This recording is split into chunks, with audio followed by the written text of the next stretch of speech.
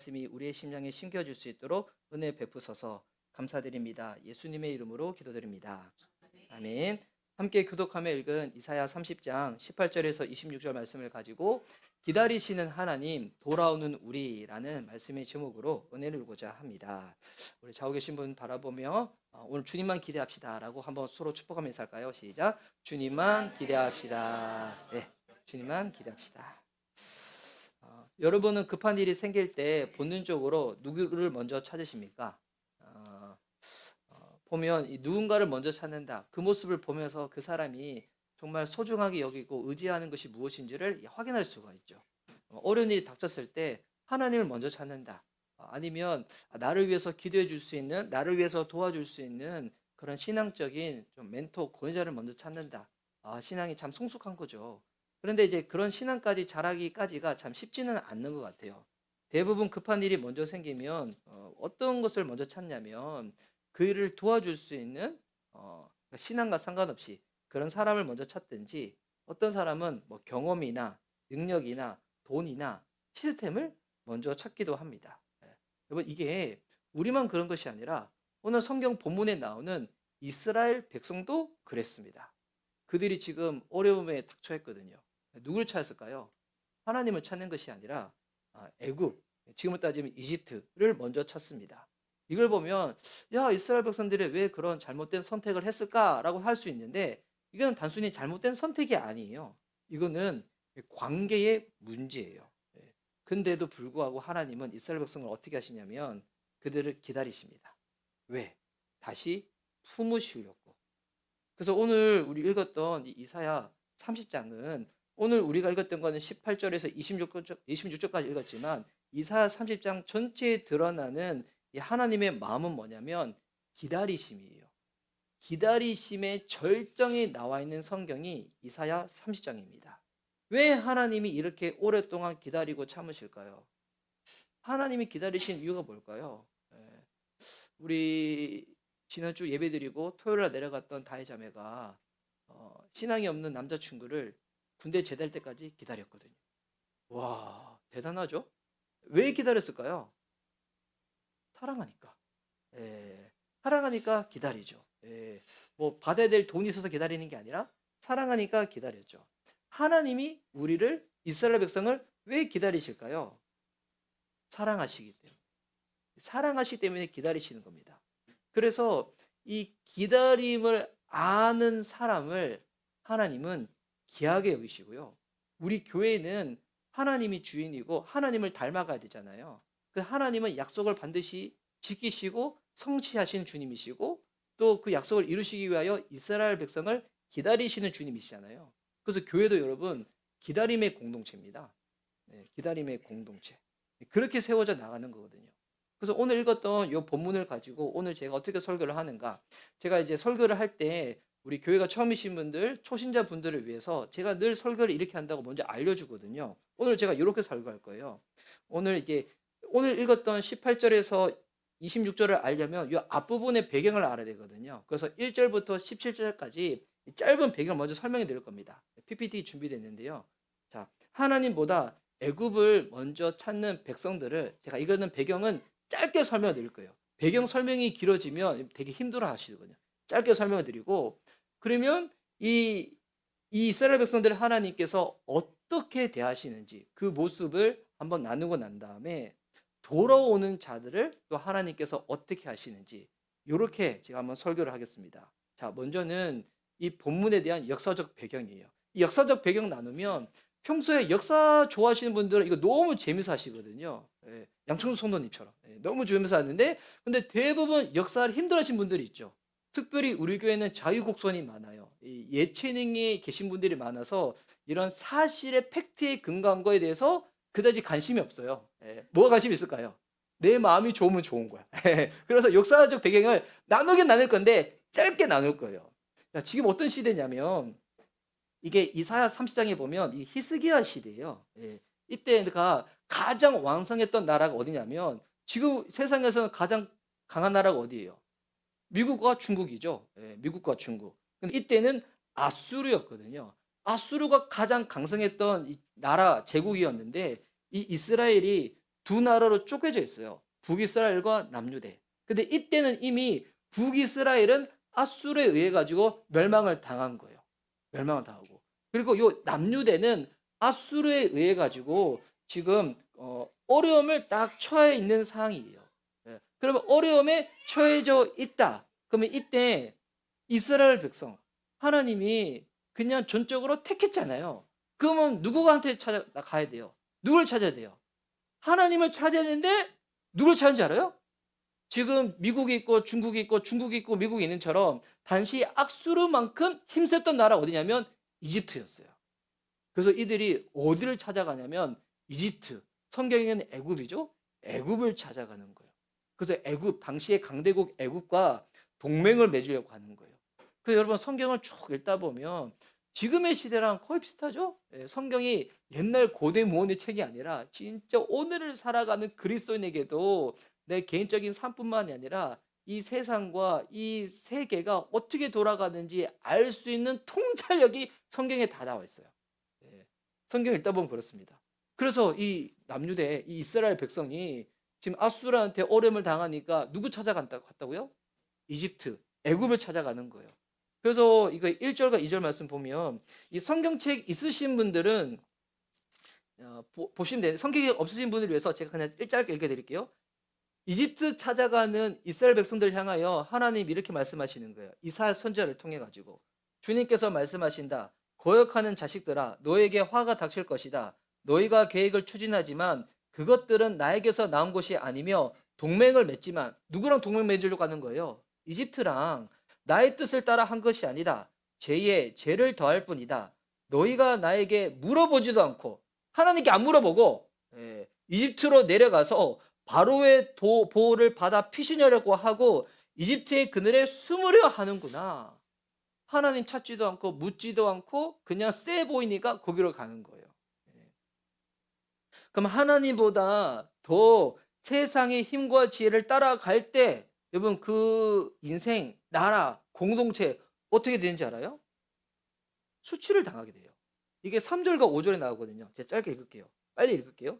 바로의 보호가 오히려 너에게 수치가 되고 저 사람한테 내가 도움을 받을 수 있을 것 같아서 저 사람한테 가는데 오히려 저 사람으로 인해서 내가 수치를 당하게 되고 이집트의 그늘이 오히려 너에게 치욕이 될 것이다. 5절 말씀도 보면 쓸모없는 백성에게 오히려 수치만 당할 것이다. 너희는 이집트에게서 아무런 도움도 유익도 얻지 못하고 오히려 수치와 치욕을 얻을 것이다. 하나님보다도 사람, 하나님보다도 경험, 하나님보다도 능력, 하나님보다도 돈, 하나님보다도 시스템 찾아가잖아요. 될 것 같은데 돌아오는 결과 뭐라는 거예요? 수치와 부끄러움이라는 거예요. 여러분 그래서 이거는 단순히 순종과 불순종의 문제가 아니에요. 이거는 결국 뭐의 문제일까요? 이스라엘 백성들에게 있어서는 하나님과의 관계를 거절한 거예요. 하나님과의 관계를. 여러분 신앙이 뭡니까? 신앙은 관계예요. 어제 제가 우리 국악고 친구들 와서 예배 드릴 때 제가 짧게 설교했거든요. 원래 10분 한다 했는데 10분보다 좀 더 넘게 했었는데 근데 친구들이 너무 좋아한 거예요. 뭐 근데 얘네들이 기도하는데 막 울고불고 난리난 거예요. 와, 그래서 설교 짧게 하니까 능력이 임하는가? 막 이랬는데 그래서 오늘 아내가 저한테 어젯밤에 그랬거든요. 뭐라 했냐면 이거 아내가 저를 공격하지 않았어요? 목사님 말씀 들으러 예배 교회 오는 거 아니잖아요. 예배랑 말씀 듣는 거 다르죠. 교회 왜 오는 거예요? 하나님을 예배하려고. 물론 예배의 중요한 요소는 설교가 부분이 있어요. 그래서 여러분 초대교회 때는 지금처럼 목사가 설교를 했을까요? 목사님이? 안 했어요. 왜냐하면 그때는 그냥 사도의 가르침을 받아서 하나님 찬양하는 것이 전부였어요. 근데 왜 지금 시대에 이렇게 목사님들 설교를 많이 할까요? 시간이 흘러가면서 시간이 너무 악하고 이단이 많이 생겼어요. 이단이 많이 생겨서 하나님, 예수님, 교회, 구원, 죄에 대해서 이단들이 많이 생기다 보니까 이것을 바로 알려주기 위해서 그때 시대, 그때 상황에 맞게끔 성도님들한테 성경을 바로 알려주기 위해서 지금 뭘 하는 거예요? 설교를 하는 거예요. 여러분 말씀 들려고 예배 드리는 게 아니에요. 하나님을 예배하기 위해서 예배 드리는 거예요. 이게 되게 중요한 거예요. 이 개념을 알면 여러분 우리가 이런 분들 있잖아요. 찬양 시간 안 오고 설교만 들어오신 분들. 그 설교 듣자마자 축도 받지 않고 나가시는 분들. 그럼 그거는 원래 성경적으로는 예배 드린 건 아니에요. 그냥 설교만 들은 거죠. 예배는 뭐냐면 하나님을 만나고 주님을 높이는 거예요. 그래서 어제 사모님이 저한테 그 얘기했거든요. 목사님, 그 결론이 뭘까요? 설교 짧게 하시라. 예, 왜냐면 그냥 예배 잘 드릴 수 있도록. 여러분 설교 길고 짧고 이거는 비본질이잖아요. 이 비본질이고 중요한 건 뭘까요? 뭐 설교자도 하나님 예배하는 거예요. 그리고 여러분이 말씀을 들어서 뭐 하는 거예요? 하나님을 예배하는 거예요. 이게 본질이죠, 본질. 그래서 여러분 신앙은 관계예요. 신앙은 관계. 하나님과의 관계, 이웃과 나와의 관계. 그럼 이게 잘 잡히다 보면 하나님과 나의 관계가 잘 잡히면 여러분 어떤 은혜가 임하냐면 여러분과 여러분의 관계, 나와 나의 관계가 여러분 되게 건강해져요. 그 안에 계신 분들 중에서 보니까 하나님과 나와의 관계가 제대로 안 돼 있다 보니까 자기 스스로를 학대하시는 분들 많이 봐요. 내가 이거 안 해서 그런가, 내가 이거 못해서 그런가, 내가 요렇게 해서 그런 거야. 건강한 거 아닌 거예요. 어떤 사람은 막 오만과 교만한 사람이 있어. 내가 이만큼 하는데 너는 왜 이만큼 못해? 자기가 하고 있는 신앙의 이 행위를 가지고 사람들을 판단하고 정죄하는 사람도 있어요. 여러분 왜 다 그런 문제들이 생기는지 알아요? 하나님과 나의 관계가 바르지 못해서 그래요. 하나님과 나의 관계가 바르면요, 나와의 나의 관계가 건강해지고요. 그러면서 나와 배우자, 나와 자녀, 나와 친구, 나와 이웃과의 관계가 건강해져요. 시작이 뭐예요? 나와 하나님과의 관계. 여러분은 어려운 일이 생겼을 때, 급할 때 누구를 먼저 찾아가십니까? 스스로 한번 생각해 보세요. 여러분 답답할 때, 어려울 때 누구를 찾아가십니까?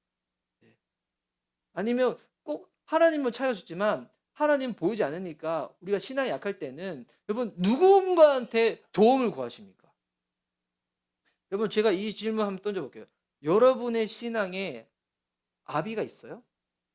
아버지가 있으세요? 이거 되게 중요한 거예요. 교회는 영적인 가족이잖아요. 그러면 여러분에게 신앙에 흔히 이거를 멘토라고도 얘기하고 목자라고 얘기하고 여러 가지 표현하지만 여러분의 신앙에 영적인 아버지가 계세요? 이게 되게 중요한 거예요. 되게 중요한 거예요. 근데 이게 그러신 분들 있잖아요. 교회 그래서 목회자는 이게 영적인 아비예요. 제가 나이가 어리더라도. 이게 좀 이렇게 여러분 이질감 있죠? 나이가 어린 목회자를 아비로 생각한다는 게. 근데 이게 영적인 아버지예요. 무슨 말인지 알아요? 영적인 아버지를 통해서 주어진 꼴을 먹고 내가 신앙이 자라야 돼요. 제일 어리석은 신앙이 뭔지 알아요? 다른 교회 목사님 설교 듣고 영적으로 지속하시는 분들. 그분은 건강하지 못한 거예요. 그 교회에 소속되는 것이 내가 교회 한 몸이 되고 가족이 되는 것이 여기 이게 엄청난 거예요. 이게 무슨 의미가 있냐면 나는 이제 그 교회를 통해서 주어지는 꼴을 먹고 살아가겠다. 그래서 신앙 있으신 분들은 부르심을 쫓아 따라가지만 부르심보다 더 중요한 뭔지 알아요? 쉽게 얘기하면 그거예요. 여러분이 출석하는 교회 목사님 설교를 통해서 은혜를 받아야 돼요. 아니면 설교가 아니더라도 여러분이 출석하는 교회 목사님이 설교를 못할 수도 있잖아요. 저처럼. 그럴 때는 그 목사님의 삶을 통해서 그 목사님의 삶의 방향을 통해서 여러분이 도전받고 은혜 받아야 돼요. 그렇지 않고 딴 교회 목사님 설교 통해서 우리 교회 목사님 설교 통해서 은혜 받지 못하고 딴 교회 목사님 설교 통해서 은혜 받고 실제로 그 교회에서 흘러가는 부분에서는 영향받지 않고 딴 데서 영향받고 이거는 되게 안타까운 거예요. 그럴 때 어떻게 하면 될까요? 그거 나쁜 거 아니거든요. 그럴 때 어떻게 하면 될까요? 교회 공동체로 옮기면 돼요. 나는 교회보다도 선교단체에 마음이 더 있다? 옮겨도 돼요. 여러분 우리 교회만 절대적이지 않습니다. 우리 교회만 옳지 않아요. 이 교회들 중에서 이단은 아닌데 이런 교회들이 있어요. 우리 교회만 뭔가 특별하다고 얘기하는. 물론 각 교회들마다 특성이 있어요. 독특성이 있어요. 그런데 이것만 특별하고 나머지 다른 교회는 하찮게 여긴다. 이단은 아니지만 그렇게 여기는 교회가 있다. 그 교회는 건강하지 않는 교회. 우리 교회가 작든 크든 이게 중요하지 않아요. 하나님이 우리 교회를 우리 광진구 화양동 이 시대에 이 세대에 세우셨으면 저한테 있는 믿음이 있어요. 저 어떤 믿음이 있냐면 하나님이 반드시 우리 교회를 통하여 구원받게 할 영혼들이 있겠구나. 지금의 시대 가운데 교회에서 상처받고 어려움을 당하고 있어서 교회를 떠난 지들 가운데서 다시 회복할 수 있도록 하나님이 우리 교회에 보내주실 영혼들이 있겠구나. 그리고 이 사역 가운데 같이 함께 하라고 마음을 맺으며 함께 사역하며 나가는 동역할 수 있는 사람들을 붙여주시겠구나. 전 그 믿음이 있어요. 우리 미션 리바이벌 교회 영원하지 않습니다. 세상에는 지역교회 영원하지 않아요. 교회는 유기적 생명 공동체거든요. 우리도 언젠가 죽잖아요. 교회도 그 목적을 다할 때는 죽을 때가 올 거예요. 근데 우리 교회가 개척하고 5년 동안 살아남았어요. 감사하죠? 왜 살아남았을까요? 우리 교회를 통해서 구원받고 회복하고 이 일 가운데 같이 나갈 수 있는 믿음의 사람들을 하나님이 붙여주시겠다는 그런 사인을 제가 받을 때가 있어요. 그래서 저는 가끔씩 그 얘기 들어요. 오늘 제가 너무나 사랑하고 아끼는 우리 찬희 형제님이 다음 주 나와도 돼요? 이제 교회를 옮기게 될 것 같아요. 같아요가 아니라 옮기는 거죠. 옮겨 갔는데 여러분 그럴 때 저희가 할 수 있는 게 뭘까요? 축복하는 거예요. 축복하고 사랑하고 파송하는 거예요. 여러분 우리 언젠가 다시 만납니다. 언제 다시 만날까요? 7년 안에 다시 만나긴 하겠지만 여러분 언제가 우리는 하나님 나라에서 다 만나요. 천국에서 다 만나요. 우리 교회만 절대적이지 않습니다. 하나님께서 우리 교회를 통해서 구원받을 사람이 있다, 회복할 사람이 있다, 함께 통일할 사람이 있다, 함께 마음을 먹고. 그래서 여러분 이 선이 필요하거든요. 어떤 사람은 교회를 취미 공동체보다 못하게 여겨가지고 왔다 갔다 하는데 그거 건강하지 못한 거예요. 뭐 우리 교회 다니다가 만약에 시험 들어서 딴 데 갈 수 있잖아요. 왜? 저한테 시험 들 수도 있죠. 저도 제 모습 보면서 시험 들 때가 있는데 성도가 저보고 시험 들 수 있죠. 근데 딴 데 간다. 근데 만약에 다시 돌아온다 하잖아요. 안 받는 건 아니에요. 다시 돌아올 때 똑같은 절차를 받을 거예요. 다시금 새가족 반응을 하고요. 우리 교회가 나가고자 하는 그 비전과 방향에 동의하는지를 물어볼 거예요. 이미 신앙이 있으신 분이면 저는 제가 요즘 담이 커진 것 같아요. 우리 교회도 지금 작고 연약한 교회인데도 불구하고 담이 커진 것 같은데 우리 교회 아니어도 건강하고 좋은 교회 많아요. 딴 데 가서 신앙생활 해도 돼요. 하지만 하나님이 우리 교회에 보내주셨다는 여러분 그 부르심이 있잖아요. 이 부르심은 처음부터 확 오지 않아요. 이거는 시간이 흘러가면 흘러갈수록 확인하게 돼요. 여러분 저도 우리 교회 개척한 지 5년이지만 지금 확인하고 있어요. 내년에 또 확인할 거예요. 그러면서 계속 확인하는 거예요. 하나님이 정말 나를 이 교회로 보내셨구나. 이게 신앙이 약하신 분들은 잘 이해 안 되지만 신앙이 자라가면 자라갈수록 그게 되어질 거거든요. 저는 그런 분들과 진짜 제가 하고 싶은 우리 교회 모습이 있어요. 하나님의 사랑은 위로부터 아래로 흐르잖아요. 정말 하나님이 사랑이 필요한 지혜들을 기다리는 공동체가 우리 교회가 되었으면 좋겠어요. 여러분 그래서 하나님은 이 백성들을 어떻게 대하시냐면 이 18절과 19절 말씀입니다. 함께 이 구절을 함께 읽어봅시다. 18절 19절. 자, 함께 읽겠습니다. 시작. 그러나 주님께서는 너에게 은혜를 베푸시려고 기다리시며 너희를 불쌍히 여기시려고 일어나신다. 참으로 주님께서는 공의의 하나님이시다. 주님을 기다리는 모든 사람은 복되다. 예루살렘에 사는 시온 백성아, 이제 너희는 울 일이 없을 것이다. 네가 살려달라고 부르짖을 때에 주님께서 틀림없이 은혜를 베푸실 것이니 들으시는 대로 너에게 응답하실 것이다. 아멘. 주님이 어떻게 하신다고요? 은혜 베풀려고 기다리신다는 거예요. 주님께로 돌아오는 백성들을 하나님은 기다리고 계셨습니다. 주님은 그들을 불쌍히 여기셨고요. 또 이렇게 말씀하시죠. 이제 네가 앞으로 울 일이 없다는 거예요. 주님이 그 눈물을 닦아주시겠다는 거예요. 네가 지금까지 나 죽을 것 같아요. 저 좀 살려주세요 라고 부르짖었는데 하나님이 그거 외면했던 게 아니라는 거예요. 나 듣고 있었어. 내가 너 살려줄게. 너 앞으로 울 일 없을 거야. 내가 들은 대로 반드시 나는 너에게 응답할 거야 라고 주님 말씀을 하시는 거예요. 여러분 성경 전체를 보면 아담과 하와가 죄를 범하고 난 다음에 이제 우리 예수님이 언젠가 다시 오시겠지만 그 시간 동안에 드러나는 하나님의 대표적인 모습이 뭔지 알아요? 우리 하나님은 기다리시는 하나님. 기다리시는, 지금 또 기다리시는 하나님. 그래서 이 기다림을 성경에서는 인내라고 표현도 하고, 인내가 결국 왜 하나님 우리 기다리실까요? 고린도전서 13장에 나오죠. 사랑은 오래 참고.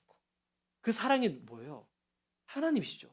하나님은 우리가 주님께로 돌아오도록, 우리가 행위와 위선이 아니라 하나님의 그 은혜로 돌아오도록 오래 기다리시는 주님이세요.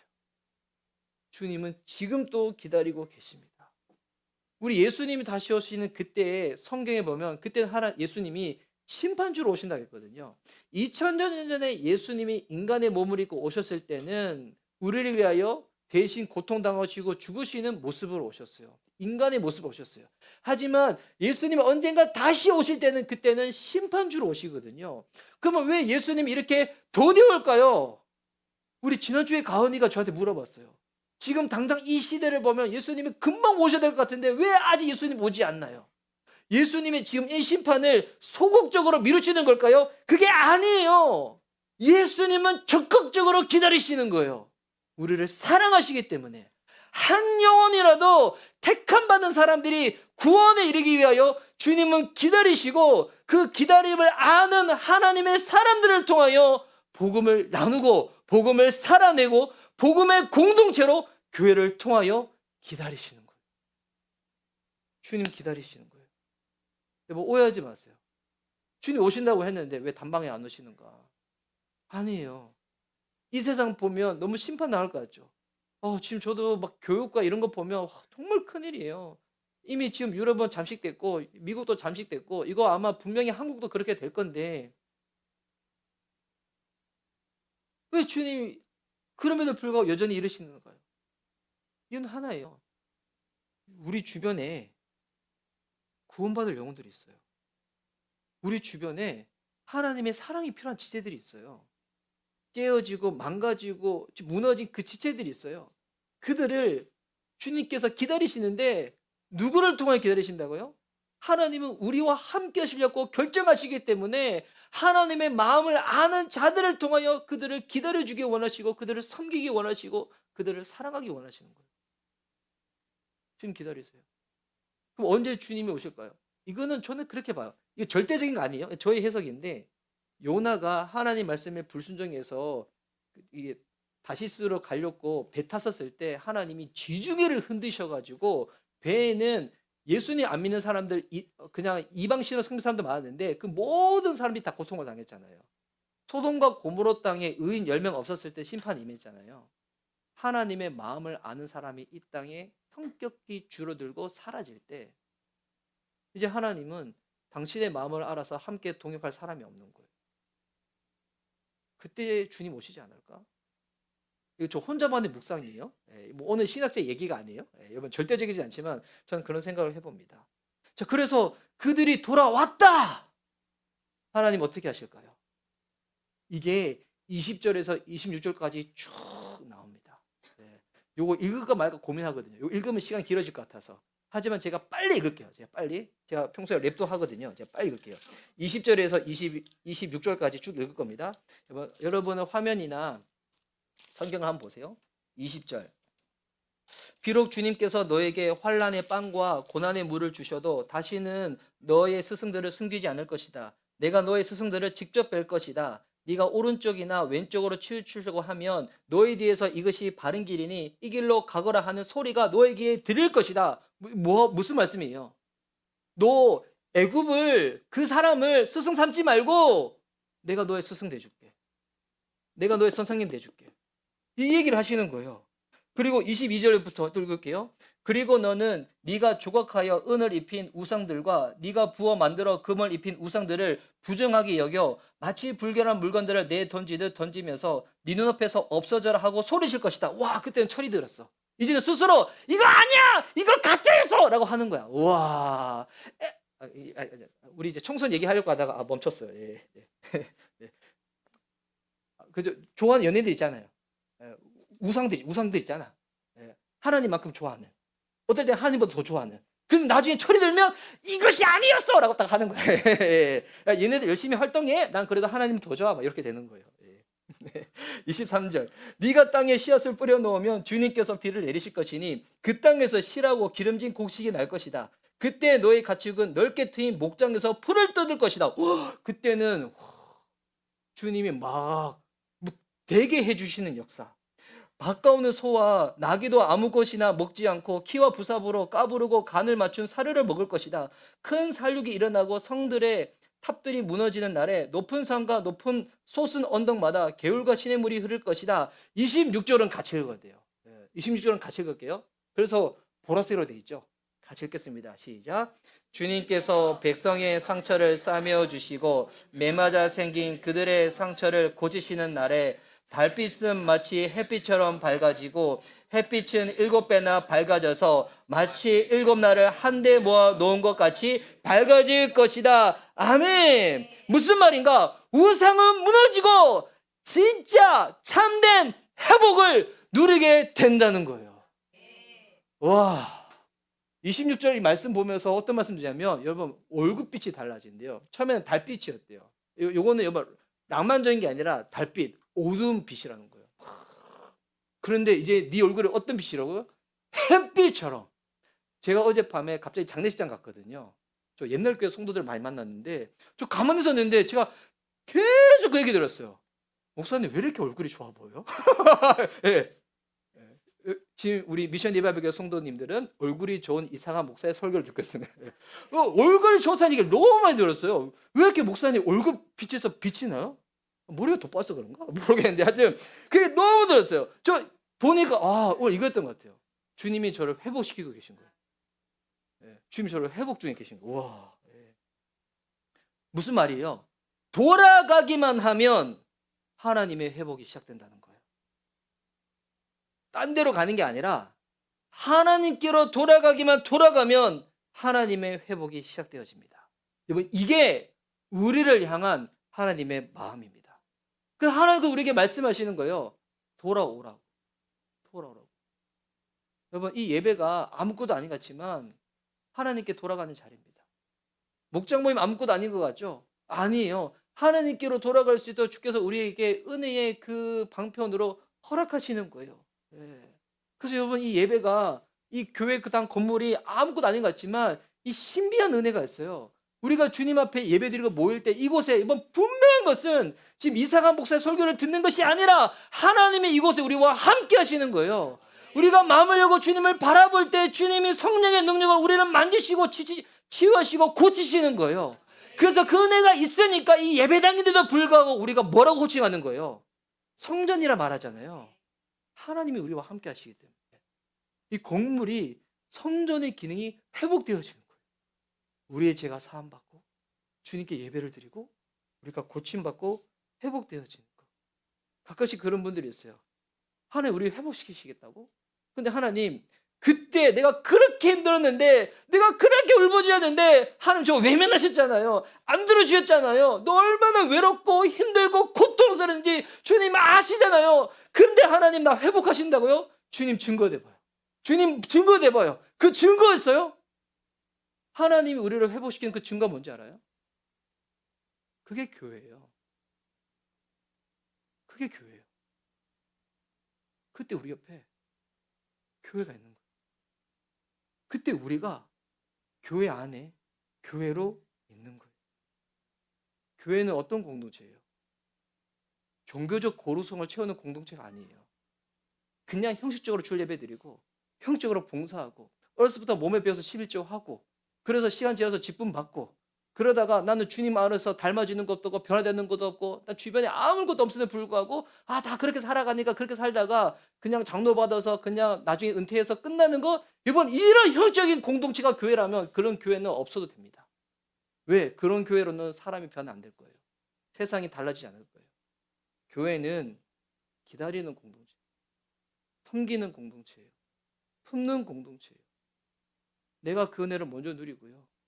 내가 한 것이 없는데도 불구하고 그 은혜를 먼저 누리고 난 다음에 내가 기다리는 거예요. 아직 신앙 없는 내 배우자를 기다리고요. 아직 연약한 내 자녀를 기다리고요.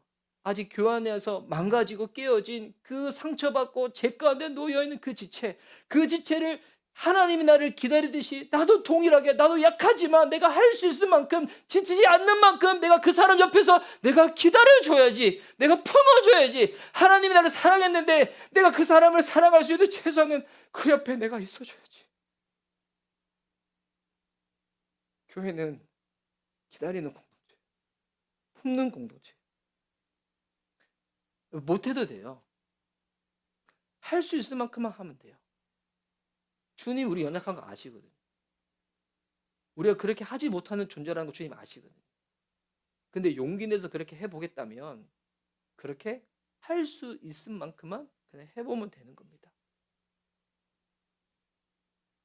제가 어제 장례식장 갔는데 제가 아시는 목사님 아버지님이 갑자기 소천에서 갔거든요. 근데 이전 교회 제가 같이 다녔던 교회에 지체들이 많이 왔었어요.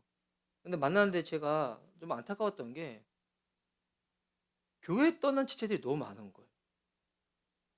교회를 떠난 게 아니라 교회가 없이 있는 지체들이 너무 많은 거예요. 너무 어제 들었는데 제가 아는 정말 하나님 사랑하고 충성했던 자들인데 교회를 다 떠난 거예요. 1년째 그렇게 했대요. 교회를 못 정했어. 전 그런 얘기 들을 때마다 좀 어떤 마음이 드냐면 1차적인 책임은 목사들한테 있습니다. 늘 제만 그 말 들어요. 죄송하다고. 미안하다고. 내가 복음을 몰랐고 우리가 교회를 몰라서 우리가 교회를 통해서 잘못 알려져서 그런 것 같다. 지금의 기성교회 제도화된 교회만 욕할 것이 아니라 우리 교회도 어떻게 보면 기성교회죠. 작지만 제도화된 교회죠. 그러니 이들이 나가서 지금 뭘 하냐면 따로 대한공동체를 만드는 거예요. 자기들끼리 모여서 그냥 성경 읽고 그리고 거기서 그냥 서로 안부 물어보고 다니는 교회는 없고 그렇게 하는 거예요. 그렇게 하나마 유지되어지는 것도 감사한 일이지만 제 주변에 많아요. 보니까 어제 오늘 보니까 너무 많은 거예요. 제가 너무나 사랑하는 지체도 있는데 이제는 어떠냐면 교회에서 너무 상처를 받아서 교회에 소속해야 될 필요성을 못 느끼겠다고 얘기해요. 그래서 제가 다음에 만나자. 그래서 이거 한번 나눠보자. 여러분 이게 영국에 이런 운동이 많거든요. FS 운동이라고. 예. 그래서 이들은 그냥 본인이 어떻게 보면 서클처럼 모여요. 취미생활 같이 하면서 모여요. 그리고 거기서 하나님 예배하고 취미 활동해요. 그거 이제 본인이 교회라고 얘기해요.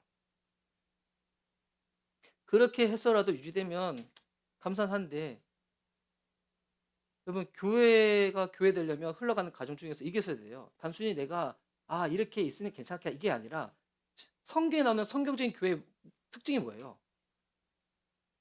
예수님 안 믿는 사람들이 예수님 믿게 되어지고요. 그리고 예수님 믿는 사람들의 삶에 변화가 생기고요. 그 가운데 기쁨이 있어요. 이런 교회의 특징이 뭔지 알아요? 환란을 이겨내요. 그래서 초대교회 때 그렇게 작은 집에서 모였던 교회들이 로마 제국의 핍박과 환란 가운데서 이겨냈던 거예요. 제가 FX 아니면 그렇게 모인 지지를 보면서 어떤 생각이 들었냐면 그렇게도 모여서 가는 감사한데 혹은 이 친구들이 아니면 지 시대가 흘러가면서 악해졌었을 때 이들이 이 악한 이 세대를 이겨낼 수 있을 만큼 신앙이 그렇게 성숙하고 잘하고 견고할까? 아니면 지금은 자기들끼리 좋으니까 그렇게만 모이는 건 아닐까라는 제가 그런 조금 좀 인간적인 좀 생각도 해보게 돼요. 하나님 다 떠나서 제일 중요한 거는 성경에서 말하는 교회는 도대체 무엇일까? 성경에서 말하는 교회가 무엇일까? 오늘 제가 부활절 이후에 이 메시지를 전한다고 했잖아요. 여러분 저는 진짜 성경적인 교회를 하고 싶어요. 성경의 교회 특징이 뭐라고요? 기다리고 품고 사랑하는. 예수님의 제자들 그렇게 되었잖아요. 근데 그들이 예수님의 부활을 경험하고 성령을 받고 난 다음에 그들의 모임을 통하여 교회가 되어지고 그 교회가 그런 모습으로 사람들을 대했었거든요. 우리 교회는 가정교회 지향하지만 가정교회를 위한 가정교회 무슨 의미가 있겠어요? 의미 없죠. 영혼을 살려야죠. 살린 영혼을 그리스도를 닮아갈 수 있도록 도와줘야죠. 이게 교회죠. 그렇게 되기 위해서 제일 중요한 거는 저는 딴 게 아니라 이상한 목사라고 생각해요. 제가 먼저 성경적인 사람이 되는 거예요. 복음의 은혜를 알고 율법의 선한 목적을 알아서 그것을 사용할 줄 아는 사람. 부활 그 이후의 이야기를 오늘 제가 설교 가운데 나누고 싶었습니다. 예수님이 십자가에 죽으셨습니다. 예수님이 부활하셨습니다. 그들이 제자들 가운데 기다리다가 성령이 임했습니다.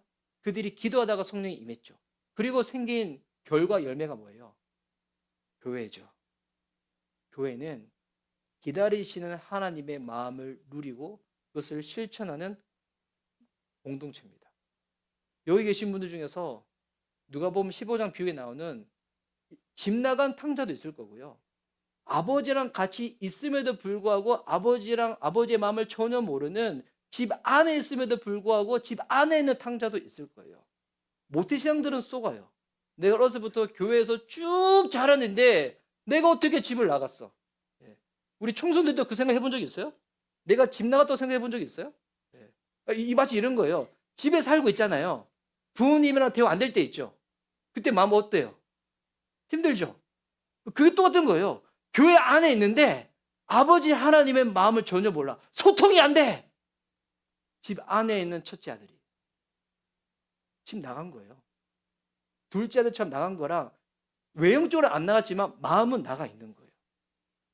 그런 분들이 계시다면 오늘 도전합니다. 그리스도께로 나오십시오. 기다리시는 하나님께로 나오십시오. 주님이 품어주십니다. 주님은 회복시켜 주시고 회복을 함께 누릴 수 있도록 연약한 우리를 통하여 주님의 그 은혜를 함께 누리게 하실 것입니다. 설교를 마무리하겠습니다. 오늘 이사야 30장은 처음에 죄와 징계로 시작되어집니다. 하지만 이 오늘 본문을 보니까 우리가 알게 된 것은 뭐냐면 그 어떠한 우상도 그 어떠한 무너짐도 하나님의 이 사랑을 막지는 못한다는 거예요. 여러분 이게 복음이에요. 이게 복음이고 이것을 드러내는 공동체가 교회입니다. 하나님의 마음은 정죄가 아닙니다. 회복입니다. 마음을 주님께로 돌이키는 겁니다. 마음을 돌이키고 난 다음에 내 삶이 하나씩 하나씩 따라오는 것입니다.